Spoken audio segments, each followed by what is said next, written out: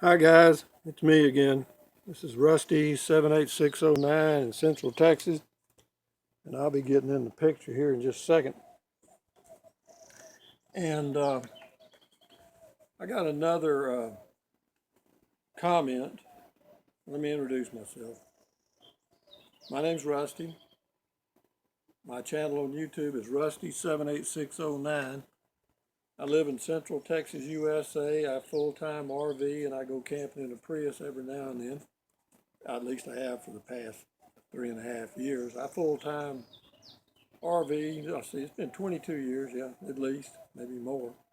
And the question or comment was related to a video I did about having a home base if you full-time RV. And I want to expand on that. The question was, do you really need a home base? Apparently this individual, or he and his wife, are planning on selling their home and full-time RVing, buying an RV and going on the road. Well, different strokes for different folks. You know, you never know what other people might enjoy. But for me, the way it was with me, uh, when I got back from the Peace Corps in 1995, I bought an RV, a travel trailer, lived in the desert for a couple of years. I say the desert, out in Big Bend on the Tolingra Ranch.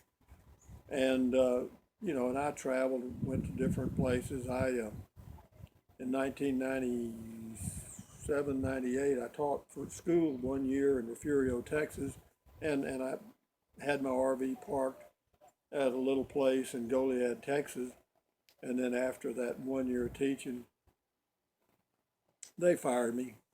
And the reason was I asked stupid questions to the administration, one of which was in Mongolia, where I had been for a while in the Peace Corps as a teacher. The students cleaned the school inside and out. Not, they didn't wax the floors, but they cleaned the restrooms, pick up trash, and I suggested that wasn't going to work.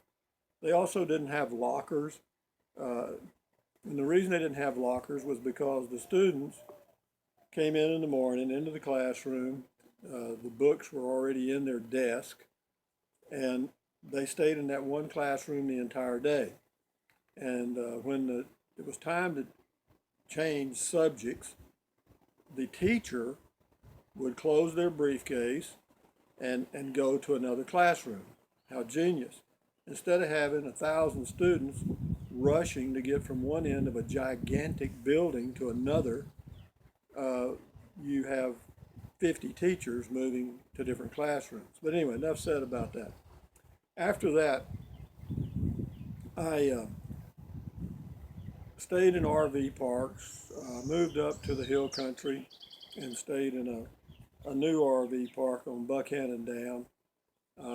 It was very inexpensive back then. It was like $175 a month, and that included, well, I think it even included electric. But as a full-time RVer, or full cut, as a full-time RVer, I got tired of RV parks. Even though I did camp at national parks, Corps of Engineers, Bureau of Land Management, go on public land, I did all of that. I've been to Quartzsite in Arizona, and all of that's neat. It is. But even the Aborigines, or the original Americans, we call them Indians, uh, when they migrated from north to south, south to north, they basically went to the same areas. And that was their home for 6 months or whatever it was, and they'd go back the other way for 6 months. They knew where the rivers were, where the where the best hunting was. They were familiar. And it's the same way for me as having a home base. I know where the good grocery stores are. I know where to get the cheapest gas. I know where the hardware store is. And you know where, if you want to go out and eat, the places to go. And so having a home base is not bad. It's excellent in my opinion. After about 10 years of living uh, in the whole variety, RV parks and national parks, etc., it begins to, I don't know, for me, I just it began to wear on me a little bit. And this hit. I always loved the Texas Hill Country, and the same way for any other full-time RVer, you're going to find a place that you kind of feel at home, and that's the place you need to look around and see if you can't find you a small place to park your RV full-time, other than an RV park. Of course, RV parks for some people are, I guess, okay or great. For me, they weren't. Why? I've mentioned it in other videos because you've got a transient population. You never know who your neighbor's going to be. That can be good or bad.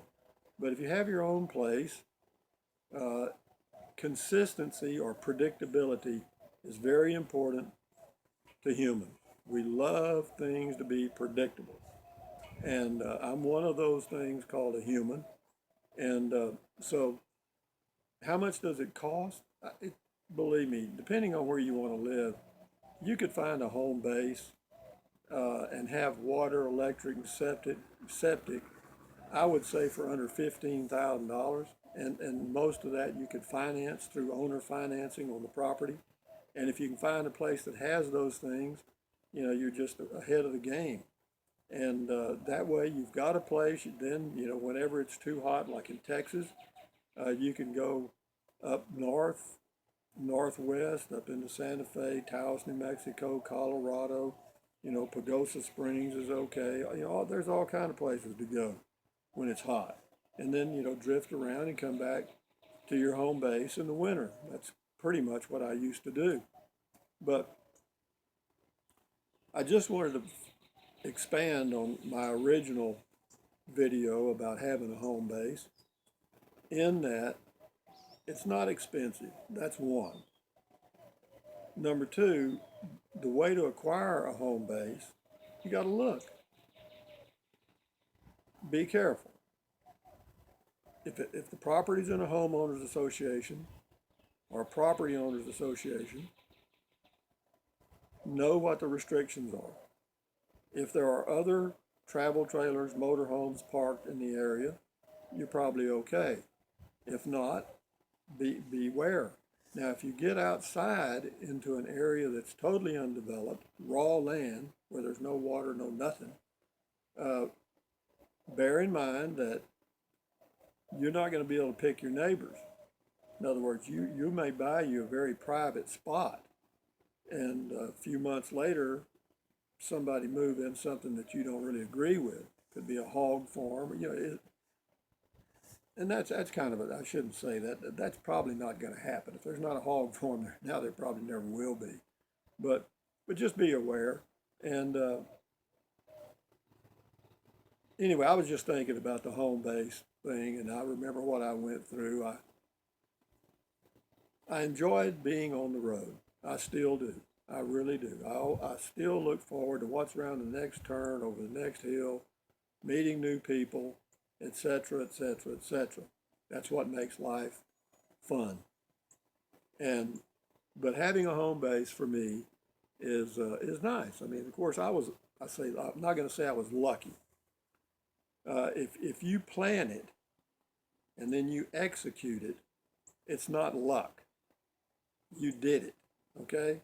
You didn't pray to Buddha or God or the Great Spirit and somehow it just happened. You did it. So I did it.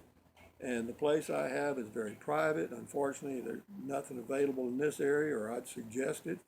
They've gone back to the old restrictions. I'm grandfathered in, and which is fine. I've got a 15 by 18 deck, covered carport or aluminum cover over my RV, and all the utilities. And it's very private. This to my left is a ranch, 300-acre ranch, which is not really that big, but it is 300 acres. And, they raise longhorns, etc. But if you're thinking about giving up the norm, which is living in a home or an apartment or whatever it happens to be, and going on the quote road, bear in mind that it's going to be fun and it'll be exciting and it'll be thrilling and an adventure for several years. But at some point along that trail, start looking for a home base, in my opinion, because you get to be, I'm 70 years old and I'm already getting to, I already don't like to pull my travel trailer. I do every now and then, but not often. I mostly go camping in my Prius because it's so much easier, but I don't want to pull that thing down a highway. And, anyway, there's so many things you got to worry about when you're pulling an RV, things that could happen. And when you pull into an RV site or whatever, you get set up and, people come in beside you that irritate you or whatever. But having a home base, in my opinion, is something you need. Now, when do you need it?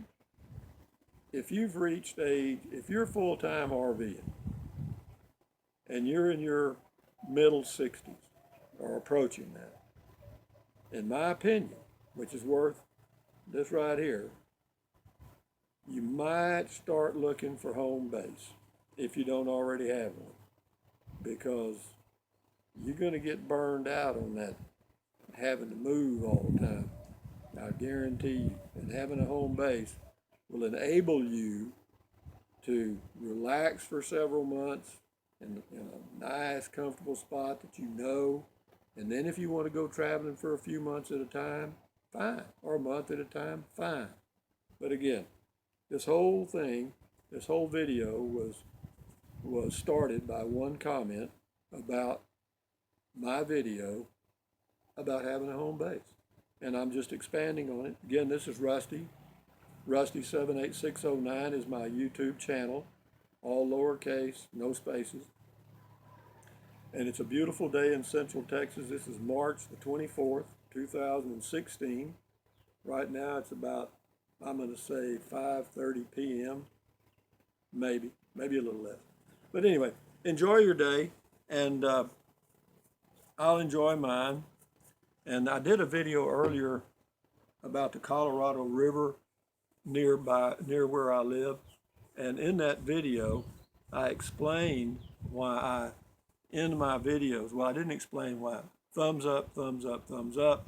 And I didn't explain why I say carpe diem, which means seize the day or seize the moment. But I did explain why I do this. Bye-bye. And that, folks, is it. Check that other video out and you'll know why I do that. It has something to do with a joke I heard a long time ago.